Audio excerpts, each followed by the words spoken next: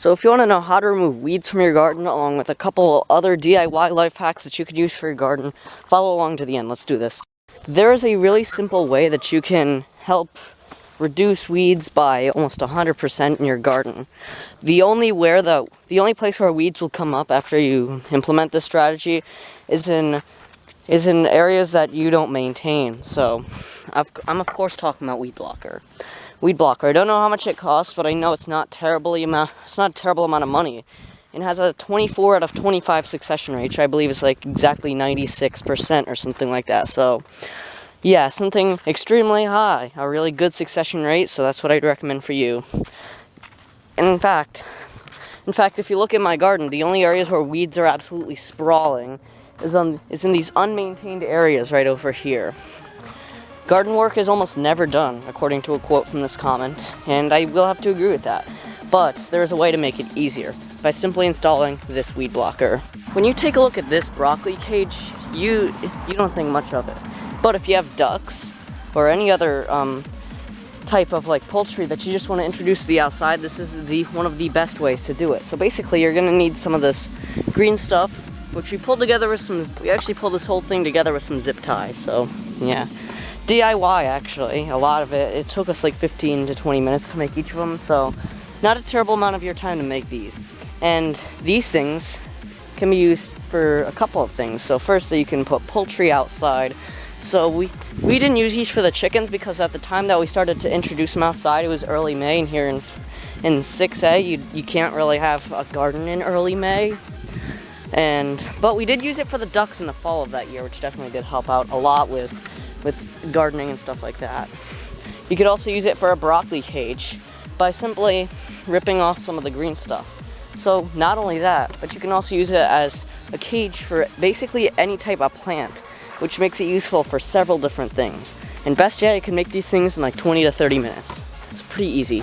Sometimes we have such a great experience with gardening that we want to do it again in the winter. And unfortunately for people anywhere below 8A, it's basically impossible.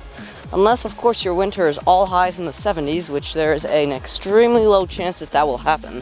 So low that I can't even calculate how low it is. So, is there a way to grow an indoor garden? Yes, there is. In fact, in about a week or so, I'll actually be dropping a full video about this. I just want to give you a little preview for it in this video. Basically, what you're going to need to do is you're going to need a shelf and some grow lights. But I'd recommend getting a ton of grow lights, because if you want to start your garden early on, you're going to need a lot of them. Because if you grow them like a windowsill, they're not going to get the healthy amount of, sunlight for a lot of time. Because up here in 6A, we only get sunlight from like 7 a.m. to 4 p.m. in the wintertime. Oh my god. That car is absolutely annoying. I'm sorry, that's what happens when you're out in the countryside. So basically what happens is that you get that stuff to come through, and then the sunlight, it's absolutely screwed up in the winter. So you're gonna need a shelf and some grow lights on top of that. And I'd recommend planting these around like mid-October. And yeah, these need to be pot friendly, so you can't grow everything inside unless you have a greenhouse with like everything that you need in it. And you can't really grow everything inside. Sorry. If you have any decaying tomatoes in your garden, then feed them to your chickens. Because as soon as your chickens crap out the tomatoes, here's what happens. So over here is where we kept the chickens. So you see that fence line all the way up to where you see the end of this dirt right here. So right over here, that's where we kept them all over this area from about August of 2021 to about mid-May of 2022, so this year actually.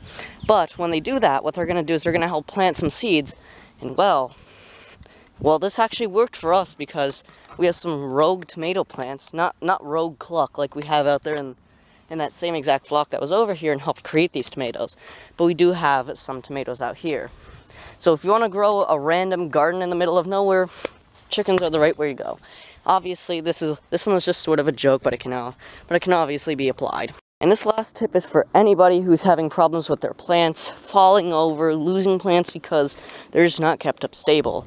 Well, I have the answer for you. in one word. I mean two, basically. Garden stakes. They look like this. They come in bags that look like this. They're 32 inches. And, well, what you're going to do is you're going to put them in your garden every time they come around. And what you're going to want to do is you're going to want to tie them with a piece of twine to your plant. And that's basically how you're going to stop them from falling over. But, however, when you have bigger plants like tomatoes, you're going to need something completely different. And I'm going to show you that. It's sort of like a trellis in a way, but it's not. It's not a trellis, but it is like something else. I don't know what you call it. So what we did was we took a bunch of stakes, we put them in the ground, and then we used this stuff up here. This doesn't need a whole video about it, but if you do want to build like a DIY trellis or something like that, check out Hands in the Dirt's video about that. It's like 11 minutes long. It shouldn't take too much of your time. And then basically what we have is over here, we have these things right here. I don't know what they're there for. I think they're there to just keep up this stuff for support. And they have ropes coming down, and they attach to the plants. Don't worry, it won't harm the plant. It'll actually do good for them to stop them from falling over. And when you have smaller plants, like peppers, you need stakes like that. And I'm going to show you why you need stakes, because if you look at this basil, it literally split right there because we never put a stake on that one.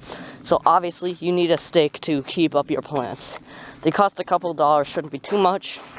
And if you're watching this in the future, tell me how much money those garden stakes are, because if you're watching this from 2069, chances are they're probably not $2 or $3 anymore. I just want to announce two quick things real quick, and if you want to take part in any of this, watch the end. So basically, I'm hosting 2 collaborations during this month. One of them is a chicken collaboration, and the other is a gardening collaboration. And what I'll basically do is I'll film my part of the video, and then you submit your part of my video to my business email to chicken868@gmail.com. And you need to get these in before August 20th, or else I won't count it as part of the video. Every single submission will become part of a video. I don't care if it's just my part or if I have to make a 2-hour-long video because of that. So make sure you're doing that. That'll happen with both chickens and gardening. So that way I won't only have Mr. Chicken collaborations on my channel. So if you want to submit a part, please do so on my channel and tell me, because, well, this will definitely be a big part of my channel to help my audience reach some smaller people on the platform, or people that have been on my videos before, leave a comment, but no one on my channel checks them out. My channel is often grown through shoutouts, so I figured I'd give everyone else a shout out too. So thank you all so much for the support. I'm loving the support. We've gotten 6.6 thousand views in just the last 28 days alone. It's absolutely blowing me away. We're gaining 1 subscriber every day at this point, or every other day. I remember I would be super excited when I would gain 1 subscriber every week. Now I'm gaining 1 almost every day. So let's keep that streak up, everybody, and sub to the channel. That'll be very helpful. Also, only 81.5% of people that watch my videos are subscribed, but you know the drill already.